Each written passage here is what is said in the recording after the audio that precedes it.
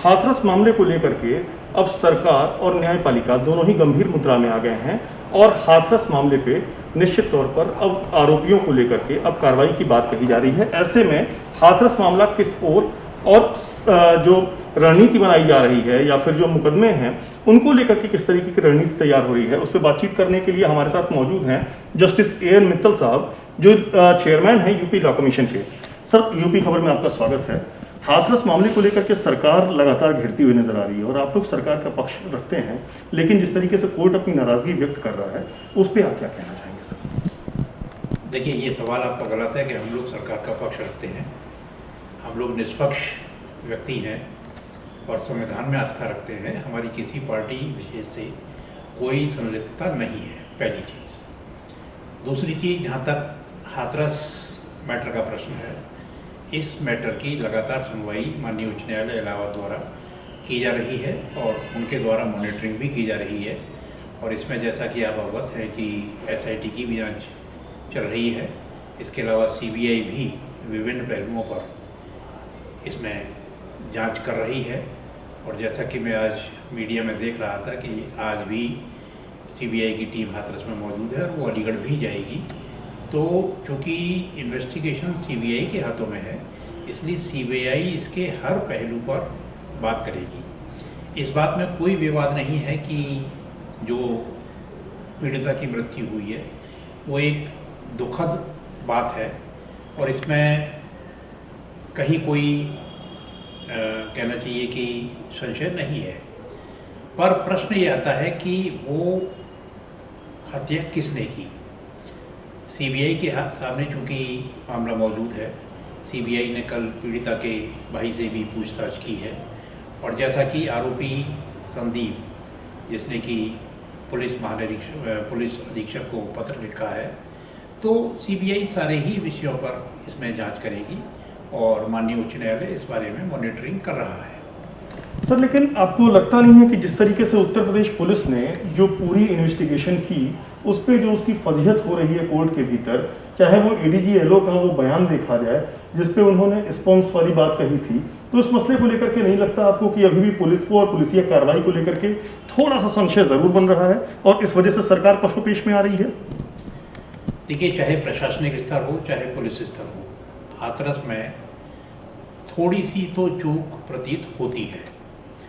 परंतु जैसा कि जिला मजिस्ट्रेट ने माननीय उच्च न्यायालय के सामने बयान दिया है कि लॉ एंड ऑर्डर की प्रॉब्लम थी और इसके अलावा एक सबसे महत्वपूर्ण बिंदु जो उन्होंने अपने बयान में कहा है कि अगले ही दिन अयोध्या विध्वंस मामले में माननीय सत्र न्यायालय का निर्णय आना था। उस सारी बातों को दृष्टिगत रखते हुए पीड़िता के शव को रात में ही जला दिया गया। तो इन सब चीज़ों पर माननीय उच्च न्यायालय विचार करेगी कि, परंतु माननीय उच्च न्यायालय ने ये तो स्पष्ट रूप से कह दिया है कि हर व्यक्ति को अपनी धार्मिक स्वतंत्रता जो भारत के संविधान के अनुच्छेद 25 में दी गई है, उसके अनुसार अपने परिजनों का अंतिम संस्कार करने का मौलिक अधिकार है। तो इस मौलिक अधिकार का किस सीमा तक उल्लंघन हुआ है, क्या वो परिस्थितियाँ जायज़ थी या नहीं थी, इन सब बातों पर माननीय उच्च न्यायालय विचार कर रहा है। सर, आपने बड़ा अच्छा विषय दे दिया। अनुच्छेद 25 में धार्मिक स्वतंत्रता है और अपने धर्म के हिसाब से आपको जीने की आज़ादी मिलती है, लेकिन रात के अंधेरे में सनातन धर्म में ना ही कभी अंतिम संस्कार किया जाता है और ना ही किसी ज्वलनशील पदार्थ का इस्तेमाल किया जाता है और लाश को जलाया जाता है। परिजन बार बार ये आरोप लगा रहे हैं कि उनको लाश या उनकी बेटी की शक्ल तक नहीं देखने दी गई। इसको लेकर के आपको क्या लगता है कि इस पे अब पुलिस की नकेल कसी जानी चाहिए? देखिए, जहाँ तक आरोप और प्रत्यारोप का प्रश्न है, दोनों ही पक्षों से खुल करके आरोप और प्रत्यारोप लगाए जा रहे हैं और सच्चाई तलाश करने के लिए CBI प्रयास कर रही है। ज्वलनशील पदार्थ प्रयोग किया गया या नहीं किया गया, ये एक जांच का विषय है। परंतु इस तथ्य में कोई विवाद नहीं है कि मृतका का अंतिम संस्कार रात को 3 बजे किया गया, जो शायद हिंदू सनातन पद्धति में स्वीकार नहीं है। परंतु मैं आपको इस संबंध में एक बात और बता देना चाहता हूँ। मैं किसी का पक्ष नहीं ले रहा, परंतु मैं जहाँ तक धार्मिक स्वतंत्रता और धार्मिक अधिकारों के अनुसार अंतिम संस्कार करने की बात है, आजकल आप देख ही रहे हैं कि कोविड के मामलों में मृतक का शरीर पॉलीथीन से लपेट करके परिजनों को हैंडओवर कर दिया जाता है और कहीं कहीं तो परिजन उसको लेने से भी इनकार कर देते हैं और उसका अंतिम संस्कार विद्युत शवदाह में कर दिया जाता है। एक धार्मिक हिंदुओं में एक धार्मिक मान्यता है कि जब किसी व्यक्ति की मृत्यु हो जाती है तो उस मृत शरीर को पहले गंगाजल से स्नान कराया जाता है, उसके बाद उसके शरीर पर चंदन का लेप किया जाता है और उसके बाद इसको एक सफ़ेद कपड़ा जिसको कि कफन बोलते हैं वो पहनाया जाता है और उसके बाद फिर उसका अंतिम संस्कार किया जाता है और अंतिम संस्कार की क्रिया कपाल क्रिया के साथ पूरी होती है। कपाल क्रिया पूर्ण होने के बाद ही अंतिम संस्कार पूर्ण होता है। परंतु कोविड के मामलों में हम देख रहे हैं कि परिस्थितियों के चलते ये सारी परंपराएं और जो संस्कार हैं इनको भी तिलांजलि दे दी गई है और समय के हिसाब से, देश काल के हिसाब से, परिस्थितियों के हिसाब से ऐसे निर्णय लिए जा रहे हैं। सर, लेकिन महत्वपूर्ण विषय ये है कि यहाँ पर कोविड या फिर कोरोना का मामला नहीं था, ना ही कोरोना प्रोटोकॉल्स फॉलो कराने में पुलिस पीछे हट रही थी। रात के 3 बजे लाश लाया जाता है, ज्वलनशील पदार्थ देकर के, पूरा वीडियो उसका वायरल हुआ है, आपने देखा भी होगा। यहाँ पर मसौदा उस चीज का हो रहा है कि एक बेटी के न्याय के लिए जिस तरीके से पूरी प्रशासनिक अमला उसके पीछे लग गया कि उसको किस लोगों से मिलना नहीं है, अपने ही घर में उनके परिजन जो है वो नजरबंद कर दिए जाते हैं। रात के 3 बजे जो है युवती के शव को अंतिम संस्कार कर दिया जाता है, घर के एक व्यक्ति वहां मौजूद नहीं रहते हैं, मुखाग्नि तक पुलिस दे देती है। ये कहां तक जायज है? इसमें कोरोना प्रोटोकॉल्स की बात बिल्कुल नहीं है। मैं बिल्कुल आपसे सहमत हूँ कि कोरोना प्रोटोकॉल का मामला इसमें नहीं है, परंतु कोरोना प्रोटोकॉल की बात मैंने इस संदर्भ में कही थी कि परिस्थितियों के हिसाब से संस्कारों में भी परिवर्तन होता है और हिंदू धर्म लचीला धर्म है। इसमें आप देख ही रहे होंगे कि ना होली मनी, ना दशहरा मना, ना कहना चाहिए कि गणपति की स्थापना हुई।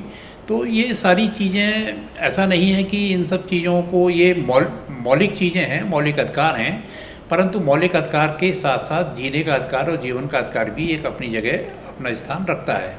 जहाँ तक ज्वलनशील पदार्थ का प्रयोग करने का प्रश्न है, मैंने आपसे पहले ही कहा कि वो ज्वलनशील पदार्थ डाला गया या नहीं डाला गया, ये भी विवेचना का विषय है। इस तथ्य में कोई संदेह नहीं है कि रात के अंधेरे में, या कहना चाहिए कि सूर्योदय से पहले, और उसका अंतिम संस्कार किया गया और इस संबंध में माननीय उच्च न्यायालय ने संज्ञान लिया है और माननीय उच्च न्यायालय ने उत्तर प्रदेश सरकार से इन विषयों पर एक एडवाइजरी जारी करने का निर्देश दिया है। और मैं इसी संदर्भ में ये भी बता देना चाहूँगा, हालांकि मेरे पास कोई पुष्ट जानकारी नहीं है, कि LIU की रिपोर्ट ये थी कि लाश को लेकर के शहर में दंगा हो सकता है, और जैसा कि आप न्यूज़ चैनल्स में देख ही रहे हैं कि नक्सलवादी कनेक्शन भी देखा जा रहा है, PFI का भी कनेक्शन देखा जा रहा है, और भी अराजक तत्वों का कनेक्शन देखा जा रहा है।